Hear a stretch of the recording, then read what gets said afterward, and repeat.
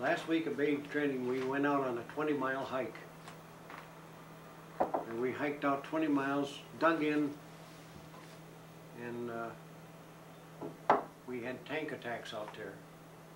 Funny part about that is one of those tanks would come over and they'd come right at you. And you were in these foxholes, and you had to make damn sure you had enough depth to them. You had to dig them so deep and so wide and so forth. And if you didn't, they'd get up sometimes. I seen them stop on the top of one of the some of the guys' foxholes, and when they turned the tank, it would take off about half of what you dug, and the guy was half buried in there. You know.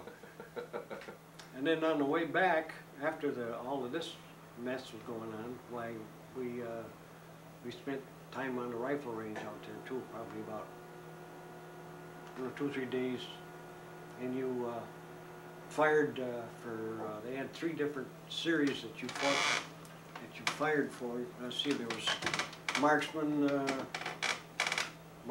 and what was it? Marksman, expert, and one other one. I qualified for the lowest one. I think there was.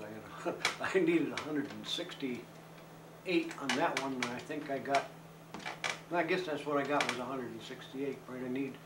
We needed 165 to qualify as a marksman. That's what I got. And of course, we was out there with different times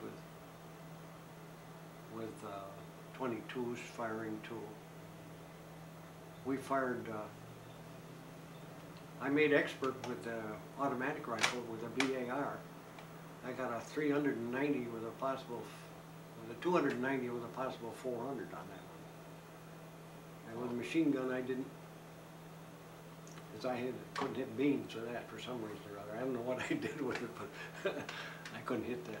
I spent my 19th birthday in basic training tearing one of those things apart, putting it back together. It was in the rain outside, we couldn't go out. So what kind of weapon? Huh? What kind of weapon? That was a light machine gun. Light machine gun. That was a light 30. And, 30 caliber? 30 caliber. Yeah. I remember those, yeah. What are you talking about? The Germans had one of those too, kind of a light machine gun, but that fired so fast that it would get so hot that it would, the barrel would bend. It would get so hot that the barrel would bend.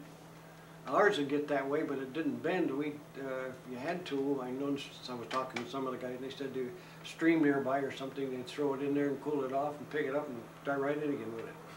The Germans they'd have to throw the barrel away and start over and put a new barrel in. They fired so fast.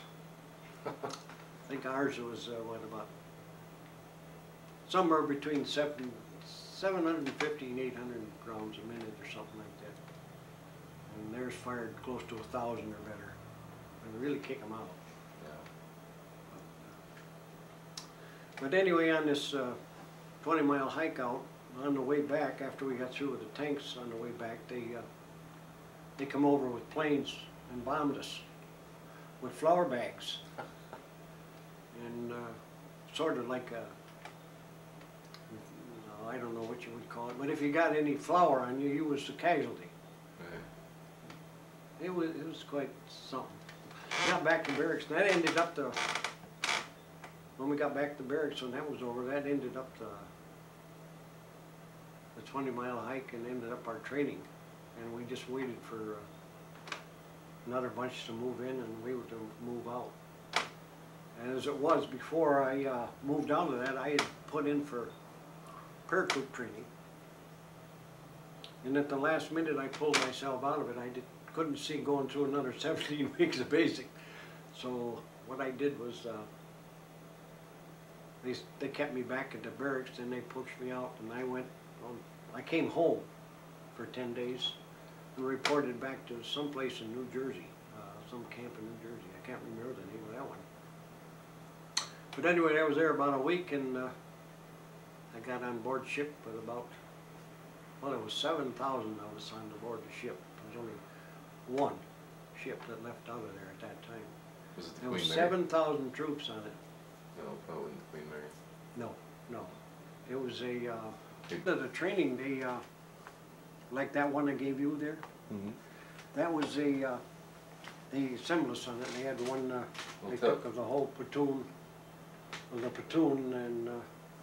Tell and us then we turned around and they took one of the whole company, right. and we wound up, there was an empty spot on one side they couldn't fill up because they lacked one person. So the guy on the, they had a camera set up so that it run in a half circle. And the guy on the, was on the corner of the left side. When it left him, he ran around clear around the back of the bunch and kneeled down on the other side and filled up that hole, and he got his picture taken twice. I don't even remember what his name was, but he had his picture taken twice on that, and I think I gave that to you. I'm getting it. Yeah. Mhm. And then